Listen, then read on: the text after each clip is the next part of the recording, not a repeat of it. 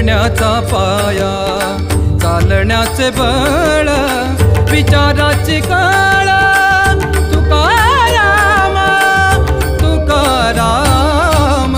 जगण्याचा पाया, चालण्याचे बळ, जगण्याचा पाया.